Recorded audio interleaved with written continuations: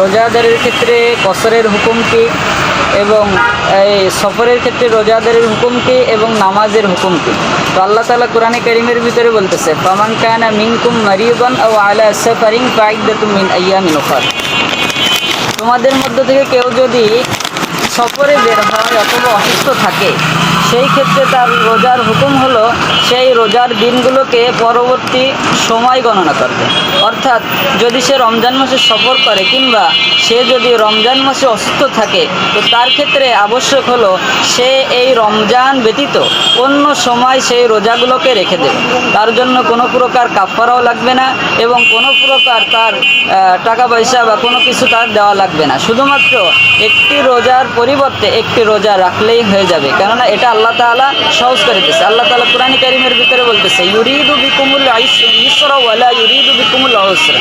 আল্লাহ তাআলা কঠিন চান না, আল্লাহ তাআলা বান্দার জন্য সহজ করতে চান। এজন্য আল্লাহ তাআলা যেহেতু সফর আমাদের একটা জরুরি বিষয়, আমাদের অনেক সময় অনেক প্রয়োজনে বাইরে যাওয়া লাগে, সেই ক্ষেত্রে আল্লাহ তাআলা এটা সহজ করে দিয়েছে। সাথে সাথে আপনার রমজান মাসে কেউ যদি অসুস্থ হয়, সেই ক্ষেত্রেও কিন্তু এটা আমাদের একটা বড় সমস্যা হয়ে দাঁড়ায় যে আমি অসুস্থ হওয়ার কারণে রোজা রাখতে অক্ষম, সেক্ষেত্রে কি করব। তো আল্লাহ তাআলা এটার ক্ষেত্রেও সহজতা দিয়ে দিয়েছে।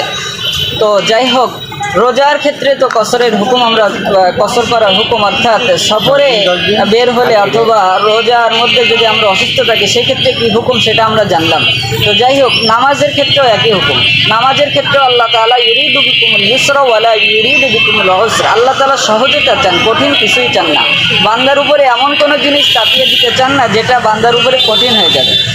এজন্য আল্লাহ তাআলা নামাজের ক্ষেত্রেও তেমন করে দিয়েছে যে 4 রাকাত যে নামাজগুলো আছে সেইগুলোর ক্ষেত্রে আল্লাহ তাআলা কসর অর্থাৎ অর্ধেক পড়ার হুকুম দিয়ে দিয়েছে সফর অবস্থায়। তো এটা আমাদের জন্য সহজ।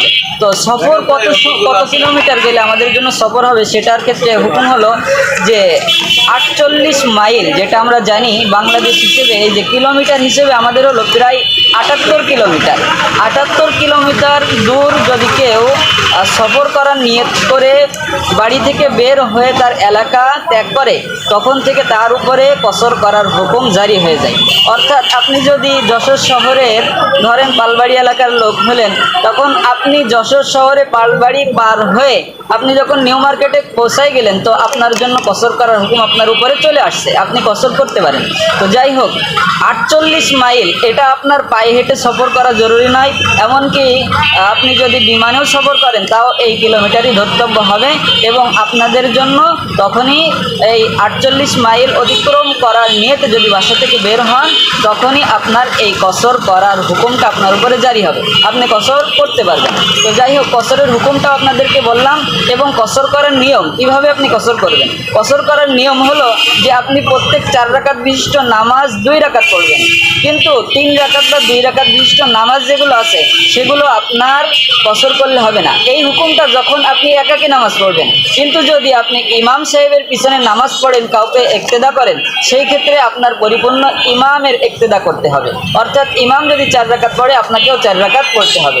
এমনইভাবে যদি আপনি ইমাম হন আর পিছনে যদি মুক্তাদিরা মুকিম হয়, অর্থাৎ তারা সফরকৃত নয়, তখন সেই ক্ষেত্রে হলো আপনি 2 রাকাত পড়ে সালাম ফিরবেন এবং নামাজ দাঁড়ানোর আগেও বলতে হবে যে আমি মুসাফির, আমি 2 রাকাত নামাজ পড়ে সালাম ফিরবো, বাদ বাকি তোমরা লাহেকের ন্যায়, অর্থাৎ যে নামাজ পায় না ইমামের সাথে কয় রাকাত ছুটে যায়, সেই ব্যক্তির মতো আমার সালাম ফেরানোর পরে তোমরা 2 রাকাত নামাজ পড়ে নেবে।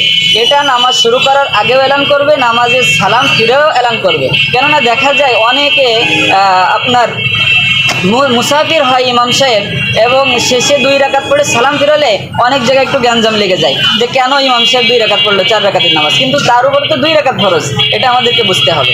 যাই হোক, তো 2 রাকাত নামাজ শেষ করে তিনি এলান করবে যে আমার যে 2 রাকাত নামাজ, আমার আমার 2 রাকাত নামাজ আমি পড়েছি, কারণ আমি হলাম মুসাফির। তো যাই হোক, এটা ছিল কসরের হুকুম।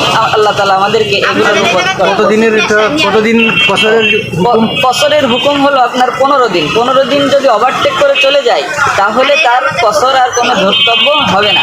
এমনইভাবে কেউ যদি কোনো যুদ্ধক্ষেত্রে যুদ্ধ করার জন্য যায়, যদি সে 15 দিনের উপরে নিয়ত করে তবুও তার উপরে কসর করতে হবে, কেননা সে তো জানে না যে কতদিন সে যুদ্ধ করবে।